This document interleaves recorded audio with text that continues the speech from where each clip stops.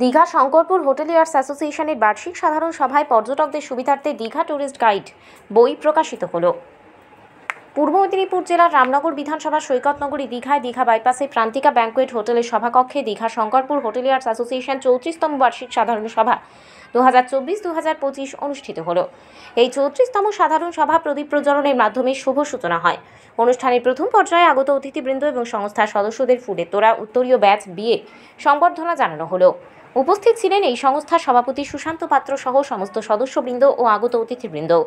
এই সাধারণ সভায় আগত অতিথিবৃন্দ বিভিন্ন বিষয়ে আলোচনা করেন। এছাড়াও দীঘাকে স্বচ্ছ রাখা, যানজটমুক্ত রাখা সহ রুম ভাড়া নিয়ে পুঙ্খানুপুঙ্খভাবে আলোচনা করা হয়। আগামী দিনে এই সংস্থার উত্তরোত্তর কামনা করেন আগত অতিথিবৃন্দ থেকে শুরু করে সম্পাদক, সভাপতি এবং সদস্যবৃন্দ। আগামী দিনের জন্য বিভিন্ন কর্মসূচি নেওয়া হলো এই 34তম সাধারণ সভায়।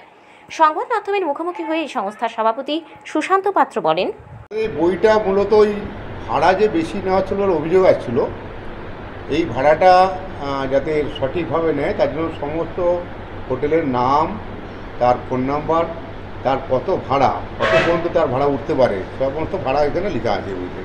তবে এই বইটা আজকে নয়, এর আগে আমাদের এই অ্যাসোসিয়েশনের পক্ষ থেকে বই বার হতো। কোভিডের পর থেকে বইটা বন্ধ ছিল। আমরা নতুন করে অনেকগুলো হোটেল, প্রায় 200খানি হোটেল আমরা যুক্ত করেছি।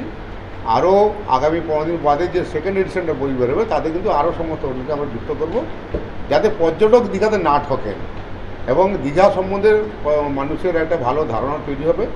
এবং দীঘাতে যত পাশাপাশি দর্শনীয় স্থান আছে সেগুলো এই বইয়ের মধ্যে দেওয়া আছে এবং দীঘার জগন্নাথ মন্দির নিয়ে অনেক লেখা আছে, দীঘা সম্বন্ধে লেখা আছে। বইটা পড়লে দীঘা সম্বন্ধে অনেক কিছু জানা যাবে। বইটার দাম কত রাখা হয়েছে আর কোথায় কোথায় পাওয়া যেতে পারে?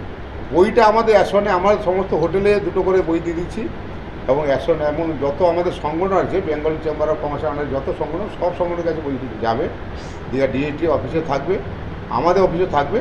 আর আমরা 100 টাকা করে, যদি বাইরে কেউ কিনতে চান আমরা 100 টাকা করে এই বইটা অ্যাসনের ভিতরে বিক্রি করবো। দাদা, দূষণ দূষণ তো হচ্ছে না কোথাও। দীঘাতে দূষণ নিয়ন্ত্রণের জন্য যেগুলো যান চলাচল হচ্ছে, যেগুলো কার্বন নির্গত হচ্ছে, সেগুলো আমাদের দায়িত্ব মতো পড়ে না, প্রশাসনের দায়িত্ব, সেটা প্রশাসন বুঝবে। আমাদের হোটেলগুলোতে কোনো দূষণ কিছু হয় না, আর আমাদের দূষণের ছাড়পত্র আছে।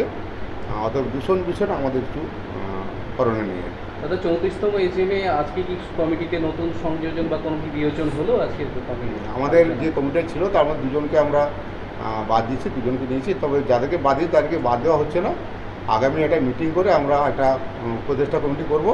তার মধ্যে ওই দুজন বাদেও আরও 3 জনকে আমরা 5 জন একটা উপদেষ্টা কমিটি করবো, তাদেরকে রাখবো। আমরা কমিটিতে কারা কারা থাকলেন যদি বলেন? আমাদের যারা পুরনো কমিটিতে আমি যেমন আছি, সুশান্ত পাত্র, আমাদের রজনীকান্ত প্রধান আছেন, দুজন সেক্রেটারি যারা ছিলেন, তপন কুমার মাইতি, বিপ্রদাস চক্রবর্তী তারা আছেন, আমার সুমন বাবু বিশাল আছেন, কৃষ্ণেন্দু কুণ্ডু, বিভাস বোস এবং তারপরে ও তো নাম বললাম, বলাই নায়ক। নতুন দুজনকে নেওয়া আছে, সুশীল কুমার প্রধান এবং কল্যাণাশিস পাত্র। আপনি বক্তব্যে যেখানে বলছিলেন যে ডিএসটি এর একটা কমিটিতে শুধু ডিএম আর এই ইও স্যার রয়েছেন, যেখানে কমিটি একটা নতুন করার কথা বলছিলেন, সেটা কতটা ডেভেলপমেন্ট হবে দীঘার? অ্যাকচুয়ালি একটা ডিএসডিএ মানে একটা বোর্ড, একটা বোর্ডের অধীনে চলে, এটা রাজ্য সরকার ঠিক করেন। তো বিগত দিনে আমরা দেখেছি যে 2011 সালের পর থেকে যখন মুখ্যমন্ত্রী মমতা ব্যানার্জি হলেন, তখন থেকে দীঘাতে যে বোর্ড ছিল তারা কিন্তু প্রচুর পরিমাণে কাজ করে। যে ডেভেলপমেন্টটা দেখছেন, আবার 12 সাল থেকে 18 সাল 19 সাল পর্যন্ত ডেভেলপমেন্টটা হয়েছে। তারপরে শুধু জগন্নাথ মন্দির ছাড়া আর কোনো খুব একটা কাজ হয়নি, যেহেতু বোর্ডটা নেই বলে 2021-এর পর থেকে বোর্ডটা ভেঙে গিয়েছে। নতুন করে বোর্ড নেই, শুধুমাত্র আমলারাই বোর্ডটা চালাচ্ছে। তাই আমাদের যে সুবিধা হয়েছে সবসময় তুলে ধরার মতো জায়গা আমরা পাচ্ছিলাম না।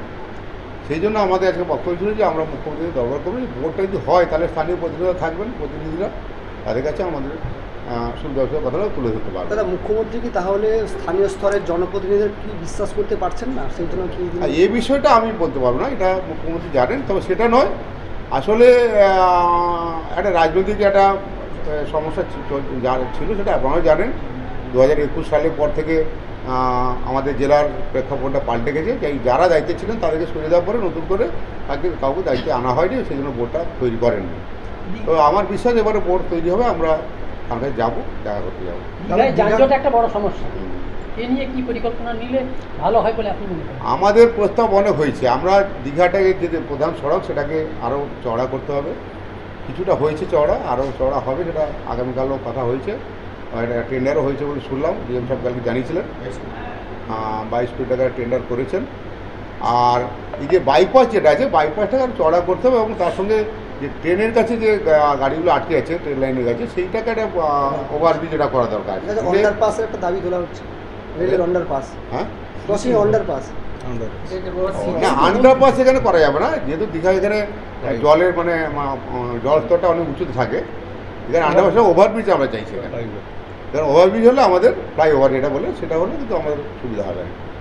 নিরাপত্তার ব্যাপারে একটা সমস্যা, দীঘার পর্যটকদের নিরাপত্তাটা চায়, সেটা নিয়ে কি কি ব্যবস্থা নিতে? হ্যাঁ, নিরাপত্তা নিয়ে আমরা সবসময় ঠিক সজাগ আছি। নিরাপত্তা নিয়ে কোনো সমস্যা কোনো হয়নি। আর পুলিশ প্রশাসন আছে এখানে, দেখছেন, সঙ্গে আমরাও আছি। তো টুরিস্টরা যথেষ্ট নিরাপদ। আপনারা দেখেছেন যে দীঘাতে সমুদ্র ধারে আপনি যদি রাত্রি 2টোর সময় যান, 4টার সময় যান, তখনও পর্যটক থাকে না। তারপরে নিরাপদ জায়গা বলেই তারা ঘুরতে পারছেন। অতএব নিরাপত্তার অভাব আছে বলে আমরা মনে করি। বলছি হোটেল কর্মীদের বেতন ও বোনাস এটা কিন্তু সঠিকভাবে তারা ঠিকঠাক পাচ্ছে না। না, সেটা সব হোটেল নয়, কিছু হোটেল আছে যারা ছোটোখাটো চলে কম, তারাই একটু সমস্যা করে। আমি আজকে ঘোষণা করেছি, আগামী দিনে ওদের নিয়ে বসবো আমরা, যাতে ন্যায্য মূল্য বেতন সবাই পায় এবং বোনাসটা সঠিক সময় পায়, সেটা বসবো। তারা দীঘা থেকে নিজস্ব প্রতিনিধির রিপোর্ট, ডিএন আপডেট।